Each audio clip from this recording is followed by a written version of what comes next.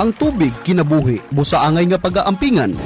Kung nangita kamo og limpyo og luwas nga tubig nga pagaimnon, diri na kita sa Life Source Water Refilling Station. Life Source Water Refilling Station. Makasiguro ka ang ilang tubig 100% nga limpyo tungod kay miagi kini sa 21 stages water filtration and purification system. Ang nakanindot kay gawas nga barato ra ang presyo, libre usab ang pag-deliver dinhi sa dakbayan sa Dipolog og sa kasikbit nga kalungsuran. Ang Life Source Water Refilling Station gipanag-iyahan og gidumala ni Avril Inoy nga naa nahimutan sa may Purok Parpagayo, Barangay Ulingan, Dipolog City. Pwede usab nga kontak sa cellphone number sa 0998-561-2423 o unsa pa inyong gihulat. Adto na ta sa Life Source Water Refilling Station. Your family deserves the best. Ito ang DXDR 981 sa Dipolog City. Basta balita at serbisyo publiko. Tatak RMN. Fátima dolorosa, mostraste el fuego infernal, pidiendo para salvarnos tu corazón venerar. Ave María, Ave María, Ave María.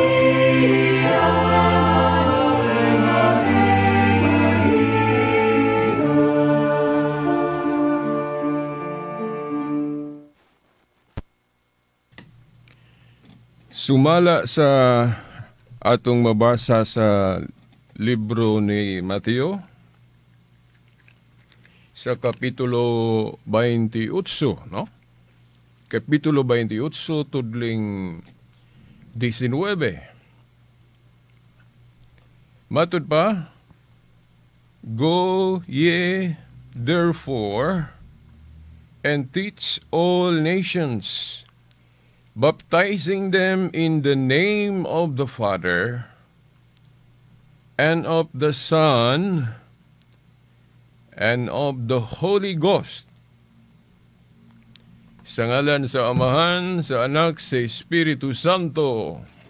Amen. And iyan usab ang tulumanon nga giuluhan ang kahayag sa pagtuong Katoliko, uban gihapon ni ining ubos ninyong sulugoon o alagad sa maong tulumanon, Silver Donduyano Senior alias Veritas. Uban gihapon ang atong mga kasamang radyoman, mga amigo na do sa technical side, si kasamang radyoman Danny Luod, kasamang radyoman Tax Ilumba. Sa gawas day, nakita na ito ato pong higalang kasamang radyoman Gion ni Lumbaring. Okay? Atong pagyukbo kanila, no? Pagtahod, mayong adlaw sa Ginoo. O sige hapon, atong basiunang pagtimbaya sa atong amahan dinhi sa istasyon ng atong station manager, si kasamang radyoman Edgar Dagumo. Uban na sa tibuok gyud staff, no? Dinhi sa RMN Dipolog nga puros mga amigo-amiga natong mga kasamang radyoman. Dili lang nato hinganlan. O dili nato kinahanglang kalimtan gayud ang atong spiritual father nga nag-represent sa Dios, no? Nag-represent sa Dios diri sa yuta, no? Diri sa atong diocese, no? Diri sa atong dapit Diocese of Dipolog, ang atong spiritual father. By the way, kung maingong gitag spiritual father, ang Dios ra gyud niya. Ang Dios ra gyud na. Pero mahimong musugo siya tao nga mag-represent kaniya, nga mahimong spokesman sa iyang mga pulong. Ug mao na atong obispo, no? Diri sa Diocese of Dipolog. Sa ubang diocese lahi pod, di ba? Okay. O na atong pagyukbo, pagtahod sa atong obispo, no? Diri sa Diocese of Dipolog, Most Reverend Severo Caermari, uban na sa mga kaparian niya, nga mialayon kiniya sa pagpangamahan dinhi sa atong dapit.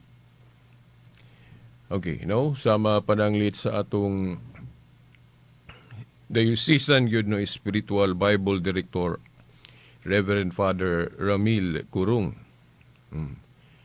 Okay, usab sa atong bikar po diya sa Cathedral, Reverend Father Ruin Roy Salvo. Ug usab ang atong teacher diya sa YouTube nga pari po diri sa atong dapit, no? Reverend Father Leonilo Dagpin Jr. nga naay YouTube, no? Nga daghang kayong matulon-ano niyang reflection, no? Videos niya sa YouTube, no? Reverend Father Leonilo Dagpin Jr., no? So sila, no, atong pagyukbo pagtahod kanila og hinaot nga kuan. Dili lang pod kuan ang uban kung dili nato mahinganlan tanan. Okay, daghan man gud sila, no?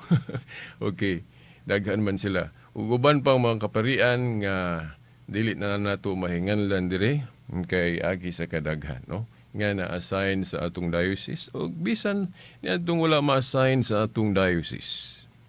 Okay. Now, mao na. Narabi daw to'y ni comment aning atong pag-ingon nga spiritual father na to ang bishop. Niingon man dayon tong usa nga, hala, naunsa man ang Katoliko nga usa ra may spiritual father, ang Dios raman sa langit. Di akong tubagon na kung maupo na nasa inyong unahuna, no?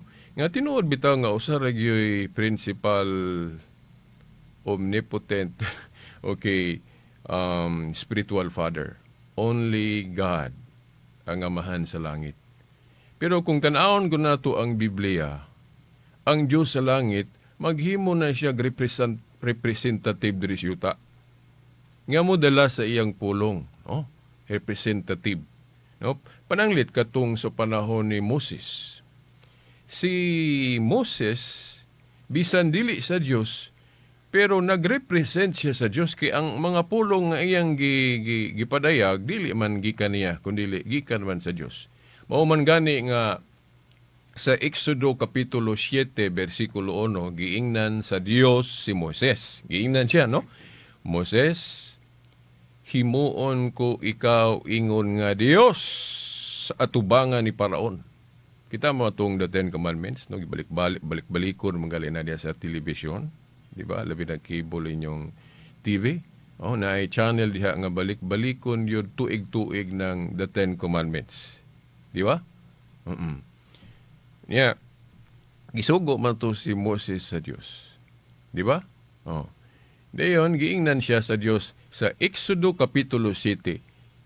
Himuon ko ikaw Moses ingon nga Dios atubangan ni Paraon.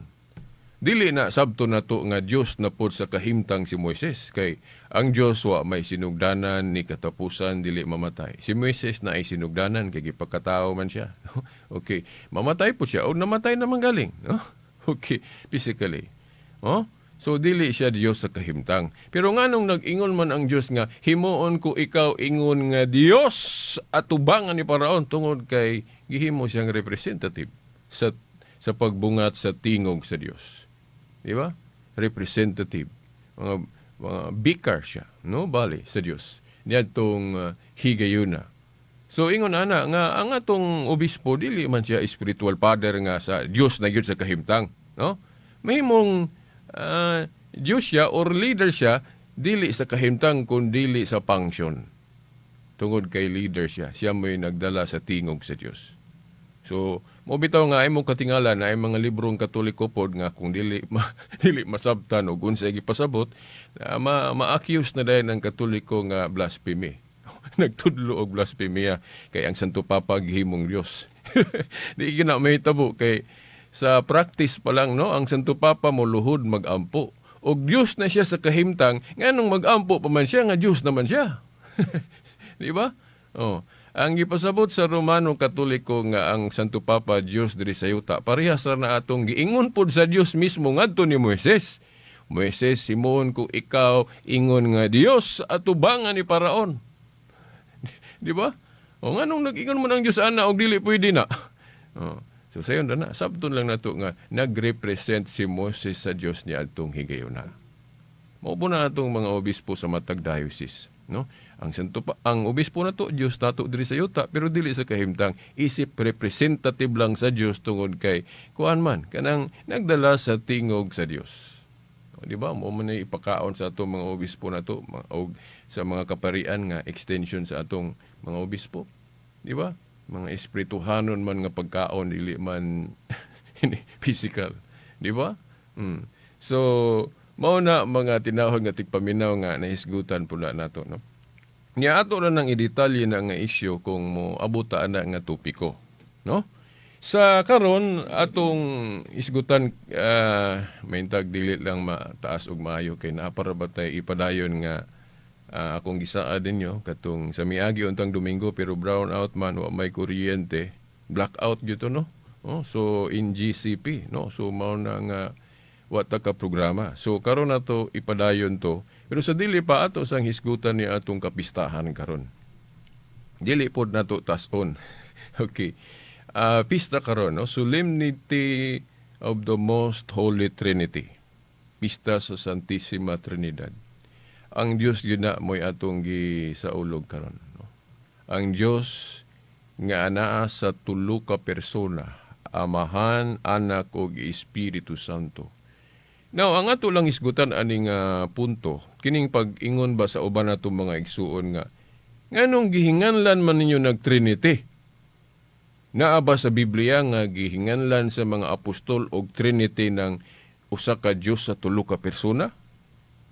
Naa ba sa Biblia nga gihinganlan ni San Pablo, ni San Pedro og uban pang mga apostol? Naa ba sa Biblia nga ilang gihinganlan og Trinity? No? Kana nga pangutana kung nakahibalo sa mga pagtulon ang Katoliko, dili na yun na ang ipangutana. Nga naman.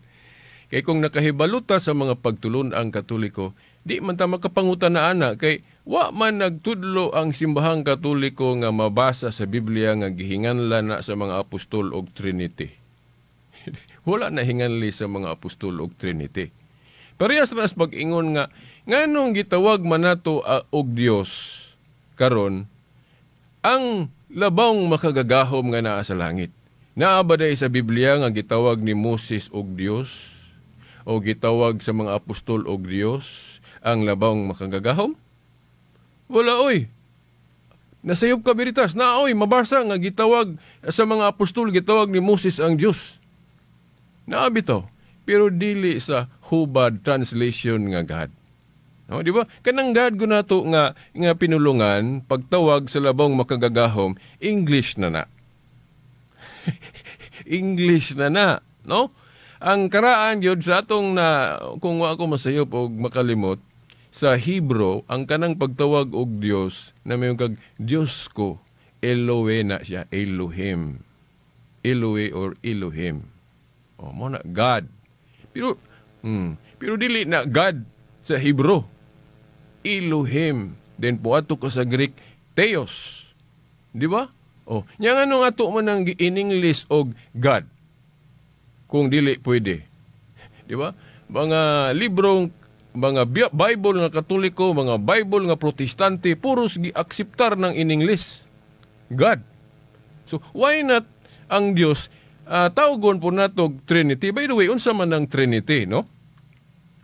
Ang Trinity, mao na ang gigamit nato nga pulong sa pagtawag sa kahiusahan sa Dios. Kahiusahan sa Dios Anak, Dios Espiritu Santo, Dios Amahan. Di ba? O, katong atong gibasa sa formula sa bautismo sa Mateo 28:19. Sa ngalan, di ba?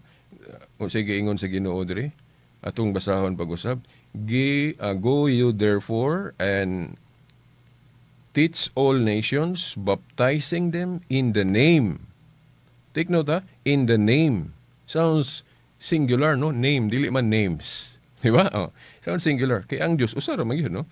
Go ye therefore and teach all nations, baptizing them in the name. No? Dili names. Ngano man nganong usara man name. Tungod kay usara man ang Dios.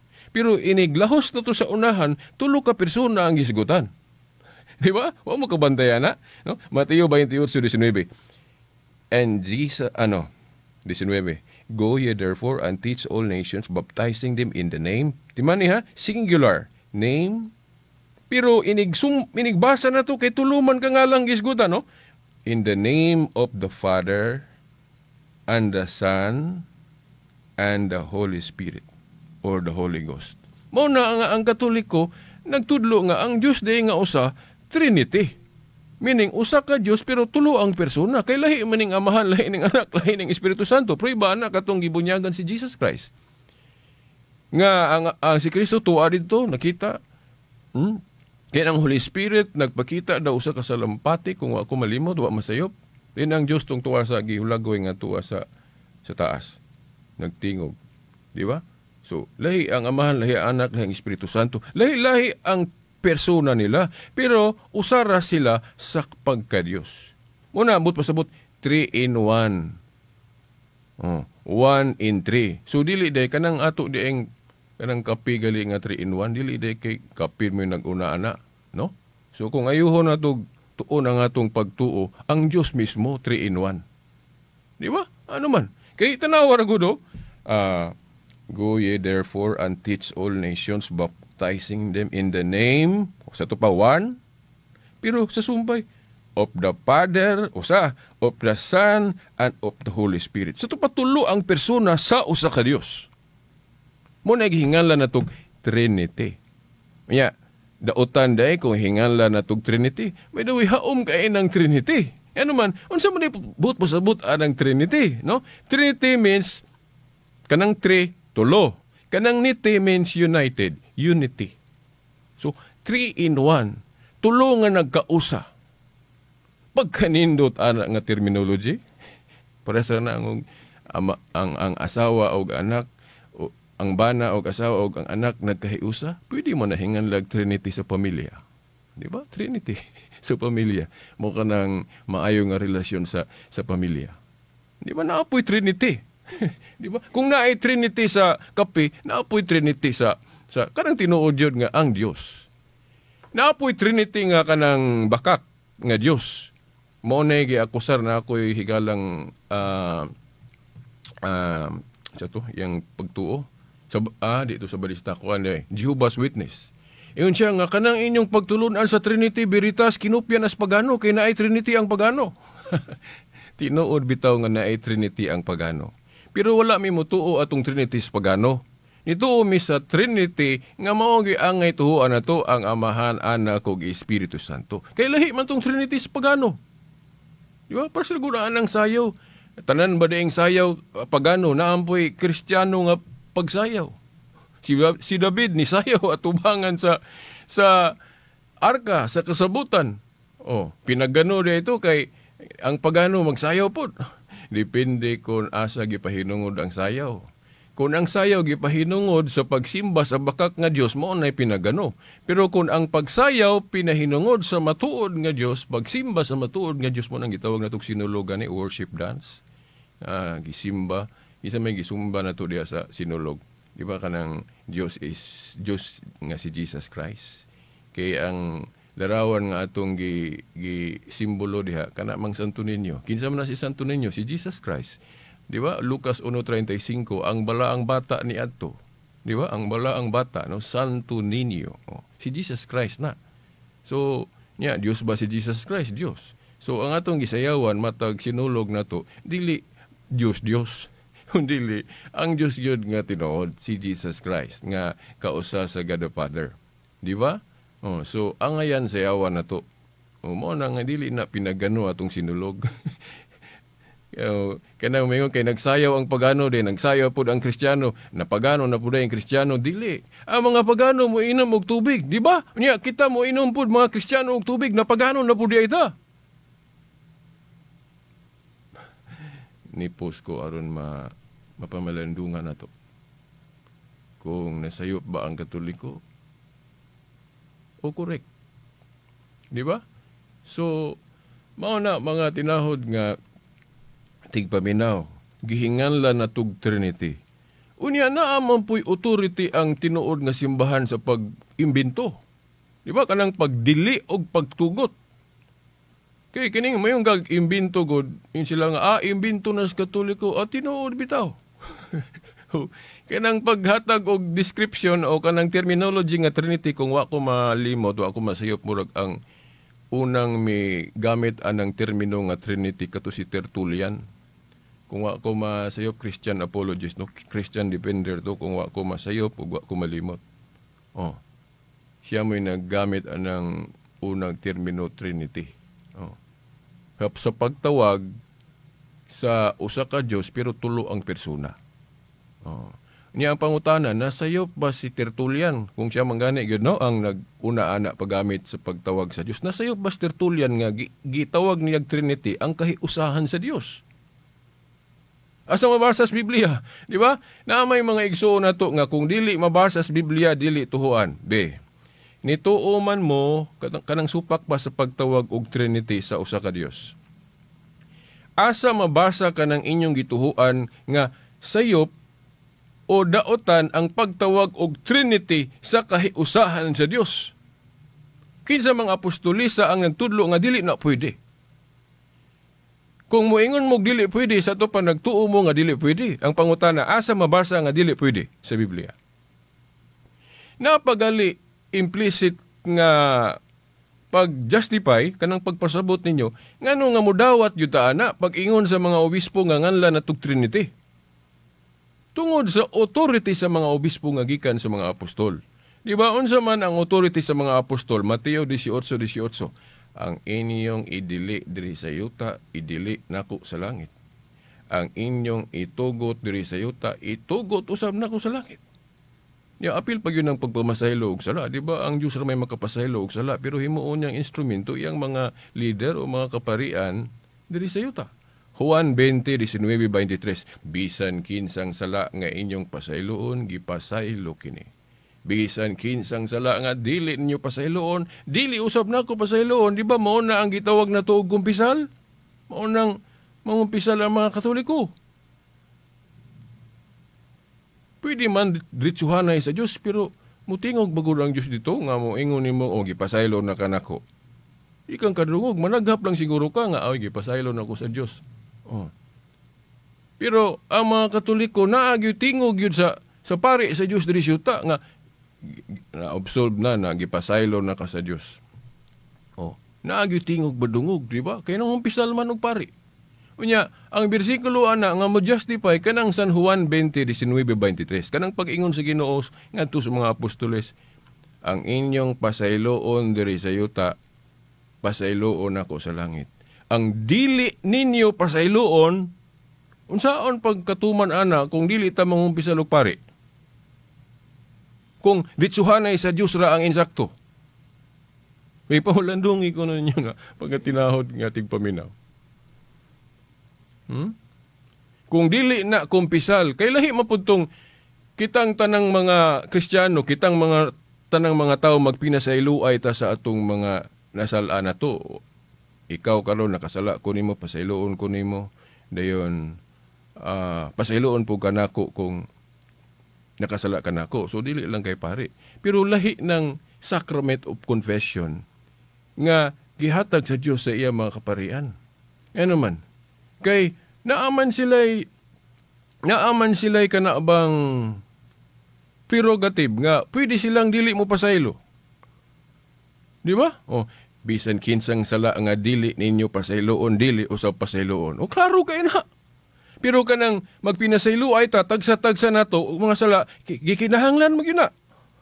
Di mo na pwede nga di ko pasaylo nimo, labi nagmay kag pasaylo nako. Di ba? So wala tay option nga dili mo pasaylo. Sa atong isig kaingon. Pero ang mga pari tanawa na Juan 20:19-23 naa sila'y option nga pwede sila dili mo pasaylo. Juan 20:19-23. Bisan kinsang sala nga inyong pasayloon kini ginapasaylo. Bisan kinsang sala nga dili ninyo pasayloon, dili usab kini pasayloon. Di ba? Iya man sa Dios na nga kagahom. Pero iyang gitugyan nga to sa iyang mga kaparian diri sa yuta. Di ba? So ano ba ito, no? Kanang paghingalan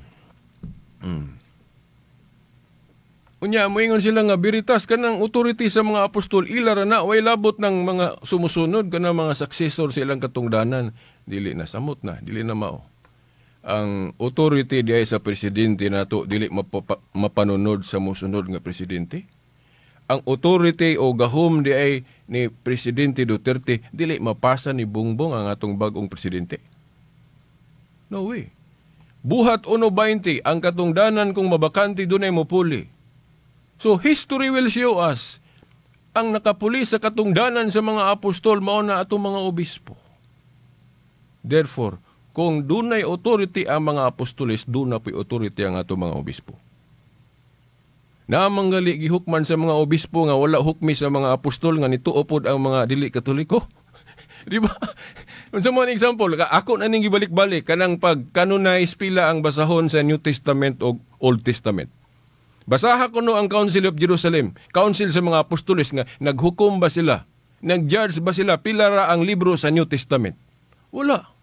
Nanulat lang sila pero wala pa sila mag-ingon nga, oy 27 books lang ang New Testament. Wala sila mag-ingon. Kinsay gaingon ana mga obispo, ang mga successor lang sa ilang authority. Council of Hippo 393, Council of Carthage 397. Nganong nituo ang atong mga igsoong protestante nga 27 books lang ang New Testament nga mga obispong katoliko man ang desisyon na dili man ang mga apostoles. Kung walay authority ang atong mga obispo.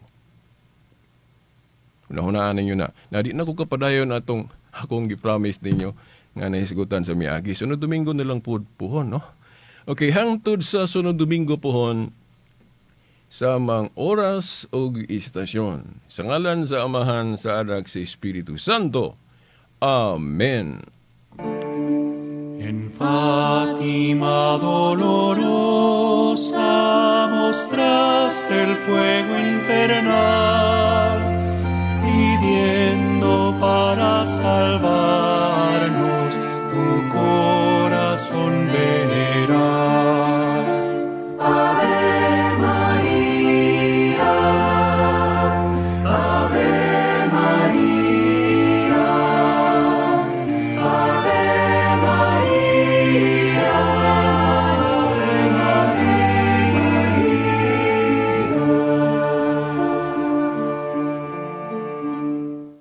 Tatak RMN